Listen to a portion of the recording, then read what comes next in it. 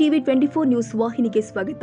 ಅರಳುವ ಹೂವಿಗೆ ಹೇಗೆ ಪ್ರತಿದಿನ ನೀರು ಬೇಕಾಗುತ್ತದೆಯೋ ಹಾಗೆ ವಿದ್ಯಾರ್ಥಿ ಜೀವನದಲ್ಲಿ ಮಕ್ಕಳಿಗೆ ಪ್ರತಿದಿನ ವಿದ್ಯೆ ಎಂಬ ಅಮೃತ ನೀಡುವ ಶಿಕ್ಷಕರ ಪಾತ್ರವೂ ಅಷ್ಟೇ ಮುಖ್ಯ.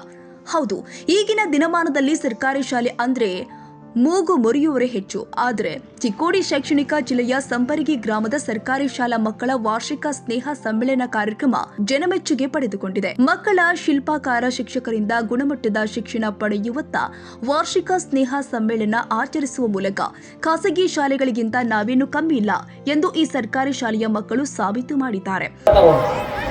ಅದು ಏನು ಬಾಂಡಿಂಗ್ ಐತಲ್ಲ, ಸ್ಟೂಡೆಂಟ್ ಅಂಡ್ ಟೀಚರ್ ಬಾಂಡಿಂಗ್, ಇದು ಕಾನ್ವೆಂಟ್ ಶಾಲೆಯಲ್ಲಿ ಸಿಗೋದಿಲ್ಲ. You all are lucky to be here. ನೀವೆಲ್ಲ ಇಲ್ಲಿ ಈ ಶಾಲೆಯಲ್ಲಿ ಕಲೀಲಿಕ್ಕೆ ಅದೃಷ್ಟವಂತರು. ಈ ಗಡಿ ಪ್ರದೇಶಗಳಲ್ಲಿ ಸರ್ಕಾರಿ ಶಾಲೆಯನ್ನು ನಡೆಸುವುದು ಕೂಡ ಅಷ್ಟೇ ಕಠಿಣವಾದ ಒಂದು ಚಾಲೆಂಜ್ ಇದೆ ಅವರಿಗೆ. ಅದನ್ನು ನಿಭಾಯಿಸ್ತಾ ಬಂದಿದ್ದಾರೆ. ಸುಮಾರು 300ಕ್ಕಿಂತ ಜಾಸ್ತಿ ವಿದ್ಯಾರ್ಥಿಗಳು ಇಲ್ಲಿ ಕಲಿತಾ ಇದ್ದಾರೆ ಅಂತ ಕೇಳಿ ಖುಷಿ ಆಯಿತು. ನಿಮ್ಮೆಲ್ಲ ವಿದ್ಯಾರ್ಥಿಗಳಿಗೆ ನಾನು ಹೇಳಬಯಸುವುದಿಷ್ಟೇ, ಅಥವಾ ಪಾಲಕರಿಗೆ ಹೇಳ್ತೀನಿ, ವಿದ್ಯಾರ್ಥಿಗಳು ತುಂಬ ಚಿಕ್ಕವರು. 7ನೇ ತರಗತಿ ಅಂತಂದರೆ ಭಾಳ ದೊಡ್ಡವರೇನಲ್ಲ, ಭಾಳ ಚಿಕ್ಕವರು ಅವರಿಗೆ ಗೊತ್ತಾಗೋದಿಲ್ಲ. ಶಾಲೆ ಯಾವುದನ್ನೇ ಇರಲಿ, ಗುರಿ ಏನಿರುತ್ತಲ್ಲ ಆ ಗುರಿಯನ್ನು ಈಗಲೇ ನಿರ್ಧರಿಸಿ, ಮಧ್ಯದಲ್ಲಿ ಆ ವಿದ್ಯಾರ್ಥಿಗಳ ಲೈಫಲ್ಲಿ ಒಬ್ಬೊಬ್ಬರು ಗುರುಗಳು ಬರ್ತಾರೆ. ಅವ್ರ ಗುರುಗಳು ಅದೇ ದಿಕ್ಕಿನಲ್ಲಿ ನಿಮಗೆ ಮಾರ್ಗದರ್ಶನ ಕೊಡ್ತಾರೆ. ಗುರುಗಳು ಕೈ ಹಿಡ್ಕೊಂಡು ಹೋದ್ರಿ ಅಂದರೆ ನಿಮ್ಮ ಗುರಿಯನ್ನು 100% ನೀವು ತಲುಪ್ತೀರಿ. ಅದರಲ್ಲಿ ಯಾವ ಸಂದೇಹನೇ ಬೇಡ.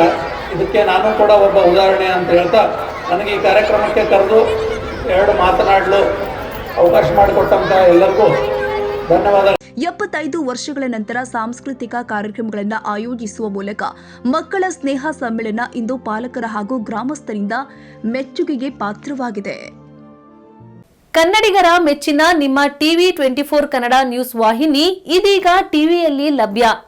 ಕರ್ನಾಟಕ ಮತ್ತು ದೇಶ ವಿದೇಶದ 360 ಡಿಗ್ರಿ ಸುದ್ದಿ ಹಾಗೂ ಉತ್ತರ ಕರ್ನಾಟಕ, ಬೆಳಗಾವಿ, ಬಾಗಲಕೋಟೆ, ಧಾರವಾಡ, ಹಾವೇರಿ, ಗದಗ, ಬಿಜಾಪುರ ಜಿಲ್ಲೆಯ ಕ್ಷಣ ಕ್ಷಣದ ವಿವರವನ್ನ ಪಡೆಯುವುದಕ್ಕೆ ಟಿವಿ 24 ಕನ್ನಡ ನ್ಯೂಸ್ ವಾಹಿನಿಯನ್ನ ಲೈಕ್ ಮಾಡಿ, ವಿಡಿಯೋಗಳನ್ನ ಶೇರ್ ಮಾಡಿ, ಕಮೆಂಟ್ ಮಾಡುವ ಮೂಲಕ ನಮ್ಮ ವಾಹಿನಿಗೆ ಸಹಕಾರ ನೀಡಿ ಮತ್ತು ಚಾನೆಲ್ ಅನ್ನ ಸಬ್ಸ್ಕ್ರೈಬ್ ಮಾಡಿ. Thank you.